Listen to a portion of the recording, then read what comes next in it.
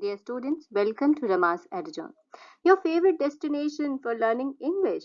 For more English videos and for class 11th and 12th content, do subscribe the channel. And if you like the content, don't hesitate to like them. Thank you. Dear students, today in this video tutorial we are going to study second chapter from your book Vistas, and the name of the chapter is The Tiger King and it is written by Kalki. Before we start this chapter, let's know a little about the author Kalki, who is the author of this chapter. His complete name is Ramaswamy Krishnamurthy, and he was born on 9 September 1899 and he died on December 5, 1954. He was better known by his pen name Kalki. He is an Indian writer. He has been a journalist, poet, critic, and Indian independence activist also. He was named Kalki after the Kalki, the 10th and last avatar incarnation of Hindu god Vishnu. His writings include over 120 short stories, 5 novels, 3 historical romances, editorial and political writings, and hundreds of film and music reviews. So now, the Tiger King, and let's know what is the theme of this chapter titled as The Tiger King. The Tiger King is a satire on the conceit. Conceit means having extreme proud on oneself, pride and stubbornness of those who enjoy power and authority. The story takes readers to the British rule times when kings feared Britishers. It describes the king who was eccentric and foolish. He neglected the important work of public welfare and continued to follow his foolish pursuits just to prove himself right. The story is a satire on conceit of those who are in power, who have the authority, and who, with their power, with their authority, want to rule over others and always think of themselves. They become selfish. The Tiger King is a fine example of such people. It is imperative for us to know what are the characters in the chapter. Tiger King, yes, it is the name of the hero of this chapter. He is the king. He is the Maharaja of Pratibandhapuram. Pratibandhapuram is a place probably in Tamil Nadu, and the Tiger King is the king of that state. Besides him, there is chief astrologer of the state, Diwan. Diwan means the Maharaja's minister and a British officer. In local language at that time, since the story belongs to India, which was under British rule, and in local language, a British officer was called Durai. What is the background of this story? The background of the story is as follows. A prince was born to the king and queen of Pratibandhapuram, probably a place in Tamil Nadu, erstwhile British India, before 1980. His astrological sign was Taurus, the bull, and the bull is the enemy of tiger. When the prince was born and when he was only 10 days old, the astrologers of his state predicted that a tiger will one day kill the prince at the height of his glory. So, this was the background. When the king was born, the astrologers predicted that he was going to be killed by the tiger. So, the whole story revolves around this background, this plot. What happens next? It is interesting to note that. The Tiger King, the title, seems interesting and quite apt. When the prince was born, it was predicted that his death would come from a tiger. The king became crazy for killing tigers to prove the astrologer wrong. He decided to get married only for the sake of getting more tigers to hunt. His rage, his anger on not getting last tiger to kill harmed innocent villagers. In spite of all his efforts, he died, ironically, from a lifeless wooden toy tiger. So, this is the aptness of the title. First, when he was born, the astrologers predicted that his death would come from a tiger. Later, when he came at the age of 20 and his state came into his hands, he became crazy because he wanted to prove himself right. He wanted to prove that the prophecy, that the prediction made by the astrologer was wrong. He was mad and driven by his power, and he wanted to prove his power, that he is more powerful than a tiger. He wanted to show the world that a tiger cannot kill such a brave king. Once he reached at a point, he started killing tigers, and he thought that one day there will be no tigers, so there will be no danger. So he decided to start a tiger hunt. He started this hunt and he killed 70 tigers. Then came a hindrance. Then came a problem. And the problem was that in his state there were no more tigers to be killed by the Maharaja. So this was a big problem. So he was a selfish person. He decided to get married. He wanted to get married not because he was willing to get married, because he had an idea. He wanted to get married to a girl from a state wherein he can find more tigers. So he decided to get married to a girl from a nearby state where there are many tigers, so that each and every time he can pay visit there and he could get opportunity to kill more tigers. So this particular decision, marriage, very important decision of one's life. He took this decision not because it was important for him, but because tiger killing was important.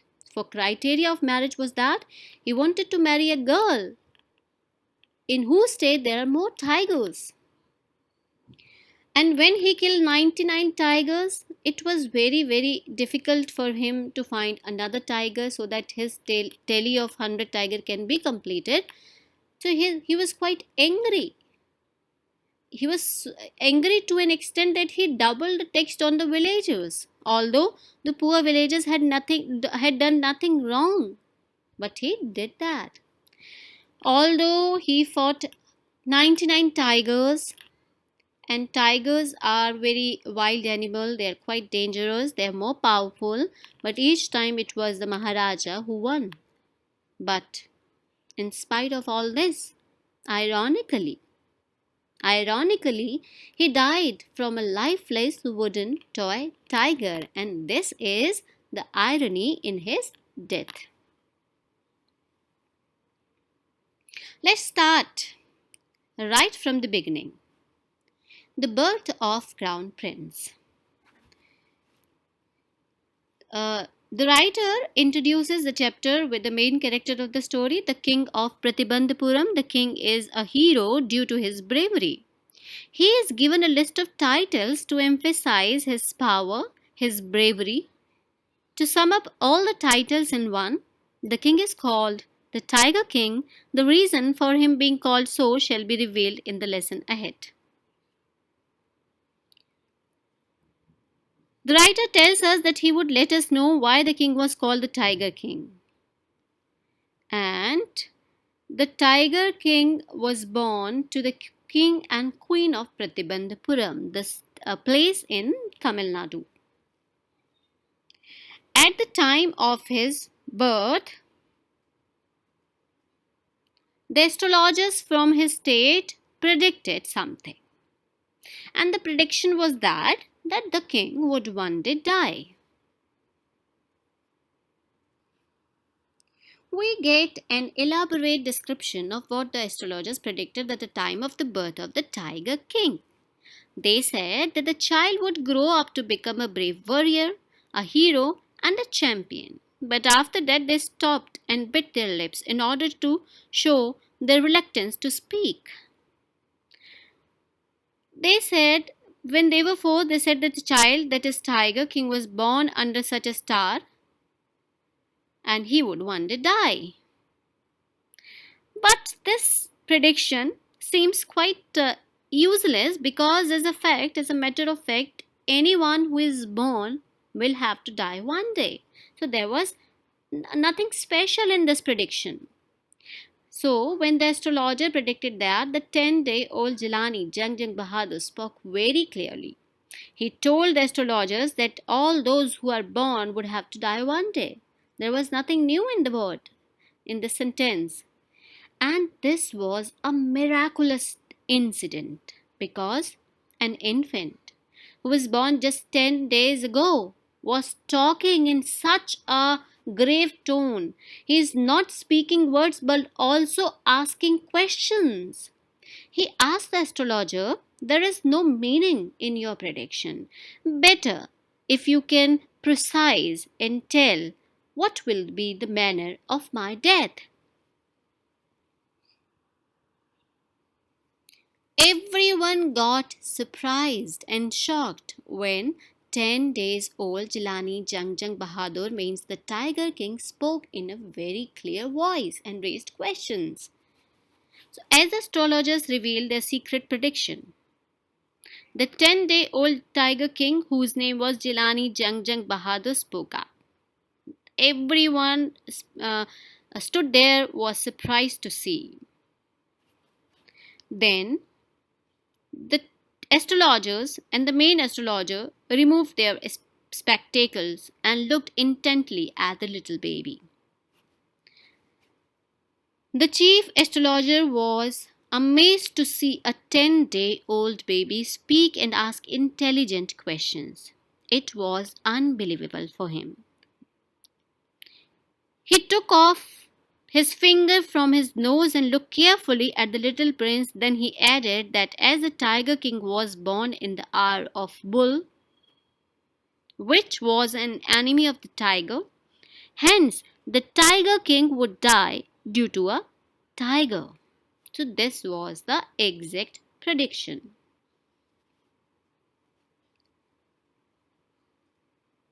The writer says that the reader may feel that the Tiger King trembled upon hearing the name of a tiger. But actually, that did not happen. On the other hand, as soon as the Crown Prince Jang Bahadur heard the name of a tiger, he made a deep growing sound and spoke terrifying words.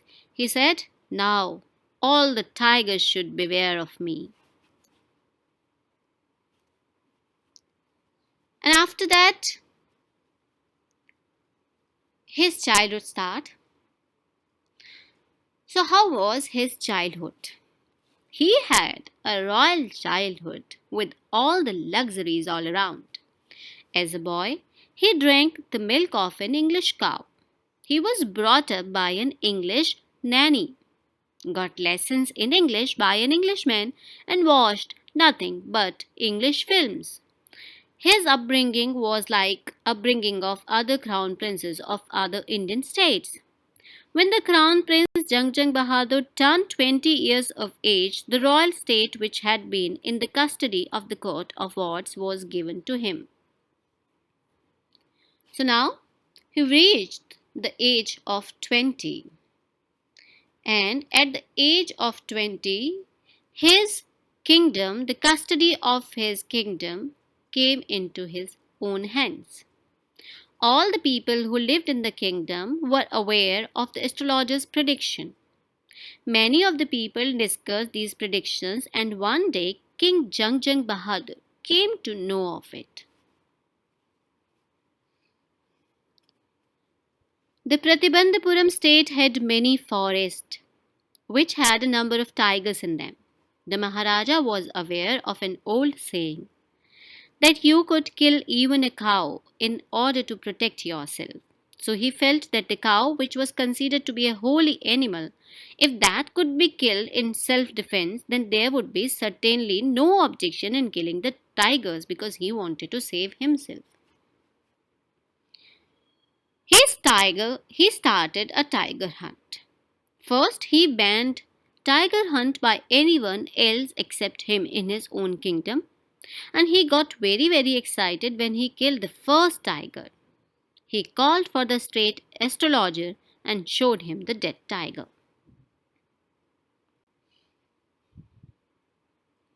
He declared that only he would have the right to hunt tigers in his kingdom. Within 10 years, he killed 70 tigers, some with ease and some after a fight, but he did kill them all. But this resulted in the population of tigers becoming extinct in Pratibandhapuram. So this was a hindrance. This was an obstacle that brought his tiger hunt to a standstill. Once a high ranking British officer visited Pratibandhapuram. He was very fond of killing tigers and more fond of getting clicked with the dead tiger. Once a very high ranking British officer wished to hunt tigers in Pratibandhapuram when he visited, but he was refused permission by the Maharaja. The Maharaja offered him that he could hunt any other animal like mosquito, mouse, but tiger hunt is impossible. He feared that if he allowed this British officer to hunt tiger in his state, there might be other officers who might turn up for such permission. But since he refused permission to a high ranking British officer, and we should not forget that this story has a background of British ruled India. People and many kings used to fear of not allowing and fulfilling the British officer to fulfill their desire. Thus, the Maharaja stood in danger of losing his kingdom itself. The Maharaja and the Diwan held deliberations over this issue. They talked and discussed how could they retain their kingdom. They thought of an idea. They thought of offering bribe through the good lady of the British officer. Good lady of the British officer means wife of the British officers. They thought that they would be sending expensive diamond rings to the good lady of the British officer, and she would be taking 2 or 3, and thus she would be happy, and the British officer would automatically be happy, and there will be no issue altogether. So, as a result, they ordered 50 expensive diamond rings of different designs from Kolkata jeweler and sent the whole lot to the British officer's good lady. The king and the minister both expected her to choose 1 or 2 rings and send the rest back, but she kept all of them and sent a letter of thanks. This was a huge loss. The Maharaja was still happy that although he had lost 3 lakhs of rupees, but somehow he had managed to retain his kingdom. 3 lakh rupees was a big amount considering the time. It was pre-independence time, and 3 lakhs rupees was indeed a huge amount. But still the Maharaja was very happy that he lost 3 lakhs of rupees but retained his kingdom. He was happy.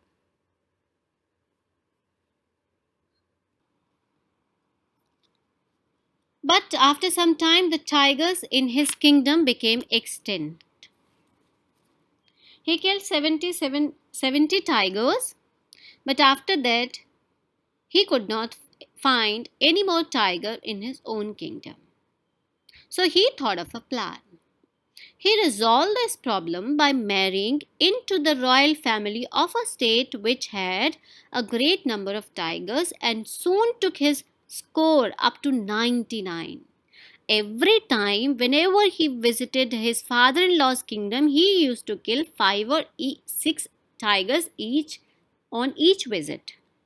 In this way, he was successful in killing 99 tigers. Now, the 100 tigers seemed to be impossible to find. This was a huge challenge for him. Finding the 100 tiger. Thus, the Maharaja sank in gloom. Thus, the Maharaja was sunk in gloom, but soon became the happy news, which dispelled that gloom. In his own state, sheep began to disappear frequently from a hillside village. It was first ascertained that this was not the work of Khadar Mia Sahib or Veerasammy Naikar. These two persons were famous for their ability that they could swallow whole sheep. Which means since they were not swallowing any sheep means a tiger was at work. The villagers ran to inform the Maharaja. The Maharaja announced a 3-year exemption from all taxes for that village and set out on the hunt at once.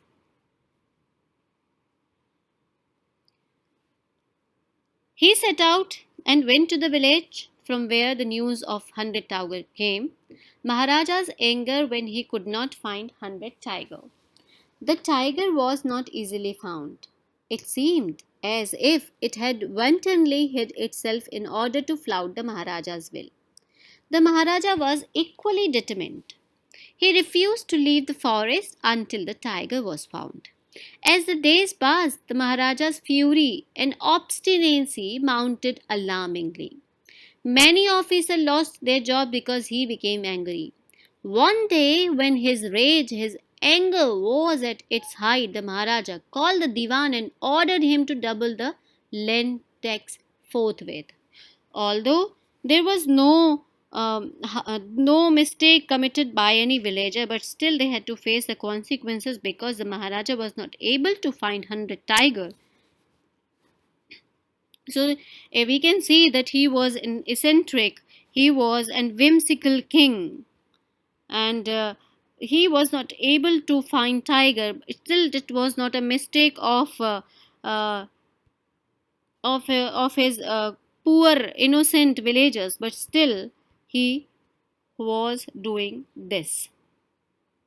So it is something important to know that he was a very eccentric, very whimsical. In his fury, he called the minister and ordered him to increase the land tax to double. He felt that by doing this, the people would become unhappy and his kingdom would become a part of the Indian National Congress. This was the king's way of threatening the minister. The minister realized that the king was angry and he would not listen to anybody's right advice. And he thought if the tiger was not found soon, it could lead to distraction. The minister found that the tiger that had been brought from the People's Park in Madras was hidden in his house. He felt relieved. So he was well aware that Maharaja was of such nature that if he was not able to fulfill his will, his desire, then the results are going to be catastrophic. So he arranged a tiger from the People's Park in Madras. At midnight, when the town slept in peace, the Diwan and his aged wife dragged the tiger to the car and shoved it into the seat. The Diwan himself drove the car straight to the forest where the Maharaja was hunting. When they reached the forest, the tiger launched its satyagraha and refused to get out of the car. It was an old and weak tiger. The Diwan was thoroughly exhausted in his efforts to haul the beast out of the car and push it down to the ground.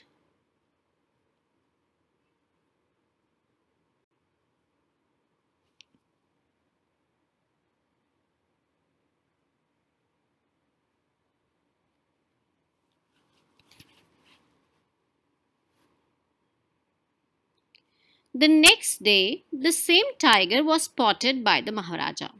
He was very happy to see the 100 tiger and he aimed at the tiger.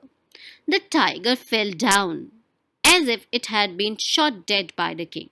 He was overjoyed to have killed the 100 tiger and and he was full of joy. The king was happy to have killed the hunted tiger.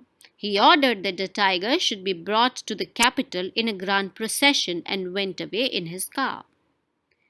After the king had left, the hunters took a closer look at the tiger and saw that it was alive.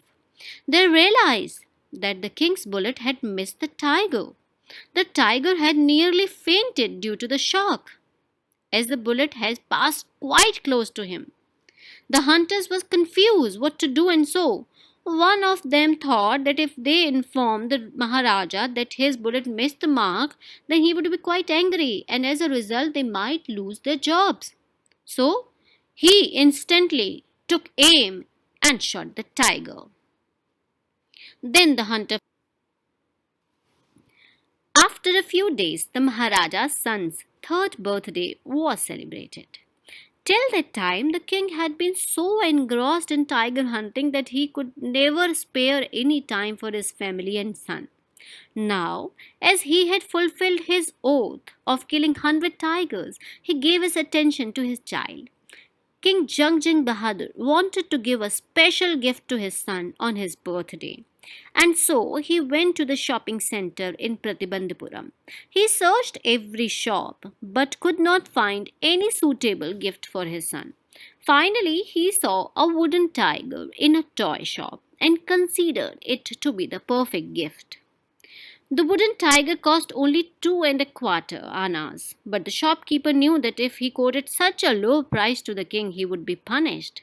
So the shop owner told the king that the wooden tiger was a perfect example of exemplary craftsmanship, and there it cost a mere 300 rupees. The king was very happy, and he gifted that special wooden tiger, toy tiger, to his son. And he was playing with that toy tiger with his son. And they both were playing. The toy tiger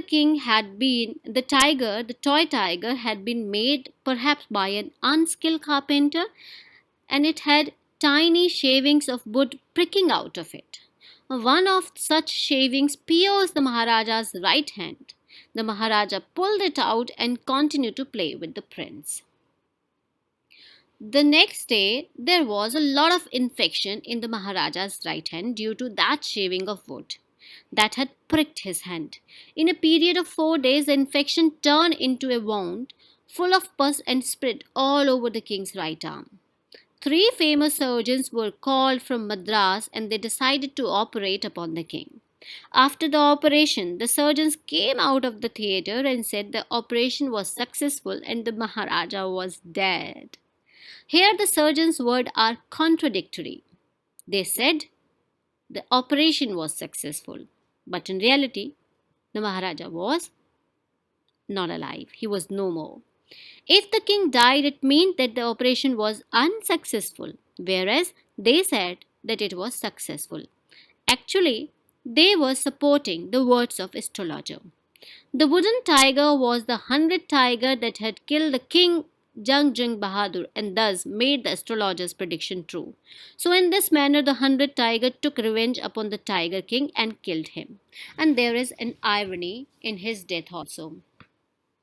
Irony.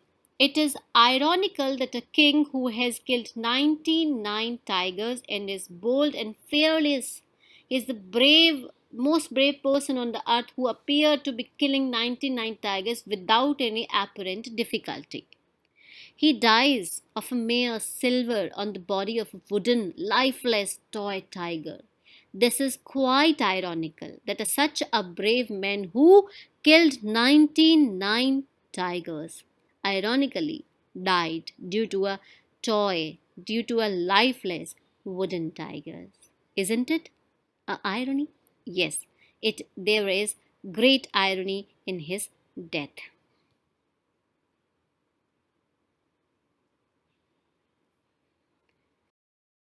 So, all the students out there, don't lag behind, keep pace, and elevate yourself with Rama's Eduzone.